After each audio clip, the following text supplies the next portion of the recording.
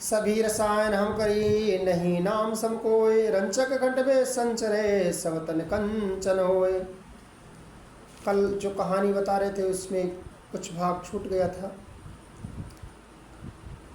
नरसिंह भगवान ने जब बालक से पूछा कि मैं नरसिंह भगवान हूँ, भगवान प्रकट हो गए, भगवान से कहा कि मैं नरसिंह भगवान हूँ, बेटा वर मांगो। बालक चाहता तो भगवान से धन, पद, प्रतिष्ठा, गाड़ी, बंगला, सोना, चांदी, पत्नी, पुत्र, राजा, मंत्री, पद, कुछ सब कुछ मांग सकता था। बालक के सामने जगत पिता, जगत के पालनहार खड़े थे। लेकिन बालक नरसिंह भगवान को साष्टांग प्रणाम किया और टकटकी लगाकर मौन होकर इसको देह निहारता रहा। स्वरूप को मन ही मन देखकर आनंदित, हृदय में आनंदित हो रहा था, गदगद हो रहा था। गुरु जी का धन्यवाद मन ही मन कर रहा था। भगवान सामने खड़े हैं लेकिन धन्यवाद गुरु जी का कर रहा है। धन्य है कि मेरे सदगुरु जो आज मुझे साक्षात भगवान के दर्शन करा दिए, गुरु जी के मंत्रों की शक्ति और अपनी लगन, और आज भगवान सामने खड़े हैं। ऐसा बालक हाथ जोड़े बैठा रहा, कुछ देर बोल नहीं रहा। भगवान नरसिंह कहते हैं कि बालक मैं ही भगवान हूँ, जो मांगना चाहते हो मांग लो। तो बालक ने कहा मुझे अब कुछ नहीं चाहिए, सिर्फ गुरु का साथ चाहिए। मुझे ऐसे गुरु का साथ हमेशा चाहिए जो हमें भगवान से मिला सके, भगवान से मिलाने की क्षमता रखते हो। मैं अपने गुरुदेव की सेवा करते हुए अपना जीवन उन्हीं को सौंप दिया है। मेरे जीवन की बागडोर अब गुरु के शरण में है। मैं अपने गुरुदेव की सेवा करके जन्म जन्मांतर के कष्टों से छुटकारा चाहता हूँ, आवागमन के 84 के बंधन से आज़ाद होना चाहता हूँ।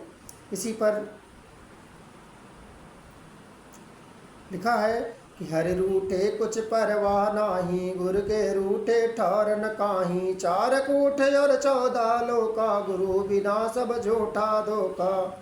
जगत जंजाल ये भूलहु सोई, गुरु के पास अमर एक बूटी। जिसने पाई किस्मत खुलती, भव सागर का मिट जाए टंटा। अमर लोक का मिल जाए टाटा, अमर लोक का मिल जाए पट्टा। मूरख बहुत जगत दुख बारे, बिन सतगुरु नहीं हो यो भारी। कोटिन जन्म काल बस होई, नाना कष्ट सुख नहीं होई। निगुरा हो नरक को जावे, गत मुक्ति की राह न पावे। गुर बिन जीव अकेला, गुर संग जीव पीव का मेला। गुर तो आदि अंत के साथा, गुर तो सदमुक्ति के दाता। जीव की सहाय करे गुरु साई, भव से कार कलय पल माई।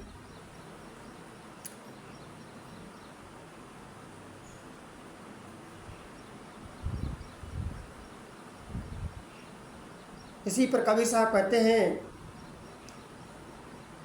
कि हर रूठे कुछ, हर के रूठे गुर के शरणे जाए। और कह कबीर गुर रूठते हरि नहीं होत सहाय। कि धन्य है ऐसा बालक जो भगवान के मिल जाने पर भी भगवान से कुछ नहीं मांग रहा है। वो चाहता तो सब कुछ मांग सकता था, परंतु कुछ मांगा नहीं, सिर्फ गुरु जी की सेवा करने का अवसर मांग रहा है। भगवान नरसिंह तथास्तु कहकर चले गए। बालक खुशी से झूम उठा और ये खबर सबसे पहले गुरुदेव को बताना चाहता था। इसलिए बालक गुरुदेव से मिलने जंगल में गया, गुरुदेव जी के आश्रम पर गया और गुरुदेव जी के चरणों में साष्टांग प्रणाम किया। फिर उठकर बैठकर हाथ जोड़कर बोला, गुरु की महिमा अनंत, अनंत किया उपकार। और लोचन अनंत उघारिया, अनंत दिखा मनहार। गुरु जी धन्य है, महाराज जी धन्य है, आपकी जय जयकार हो महाराज। गुरुदेव ने कहा क्या हुआ बालक, बहुत खुश नजर आ रहे हो। तो बालक ने भगवान से मिलने की पूरी कहानी सुनाई। तो गुरुदेव ने बालक को उठाया और उसके सर पर हाथ फेरा और आँखों में अश्रुधारा निकल पड़ी। कुछ देर मौन रहने के बाद गुरुदेव मुस्कुराने लगे और बोले, तुम मेरे सच्चे शिष्य हो। मैंने दीक्षा बहुत लोगों को दी है, परंतु मेरे बताए उपदेश पर सिर्फ तुम निकले, इसलिए मैं धन्य हो गया। तुमको भगवान के दर्शन हुए और कुछ नहीं मांगा, इससे तुम्हारा जीवन धन्य हो गया और आवागमन के चक्कर से तुम आज़ाद हो गए, तुम बंधन मुक्त हो गए। आज से तुम्हें आवागमन के चक्कर में अब नहीं फंसना पड़ेगा, 84 के चक्कर में नहीं फंसना पड़ेगा। जैसे लोग, ऐसे ही लोग सतलोक में निवास करेंगे। मैं तो अभी वही हूँ जहाँ था वही हूँ। गुरुदेव जी हंसने लगे और बोले, मैं तो गुरु गुण ही रहेगा, चेला भाई शक्कर होएगा। तुम महान हो गए, हमसे बड़े हो गए, तुम्हारे सहारे हमारा भी काम चल जाएगा। हमने आज तक भगवान का दर्शन नहीं पाया। बालक तुम धन्य हो, तुम्हारा जीवन धन्य है। इसी बात पर कबीर साहब कहते हैं कि पोथी पढ़ी पढ़ी जग मुआ, पंडित भयान कोय, ढाई अक्षर प्रेम का पढ़े सुपंडित होए। भगवान प्रेम से मिलते हैं, भगवान भाव से मिलते हैं। भगवान को दिखावा नहीं, पाखंड की आवश्यकता नहीं। बालक को गुरु के चरणों को पकड़कर बारंबार विनती करता है, प्रार्थना करता है कि तम यज्ञान मिटाए कर दीनाया तम ज्ञान, सतमारंग दिखलाया सतगुरु परम सुजान।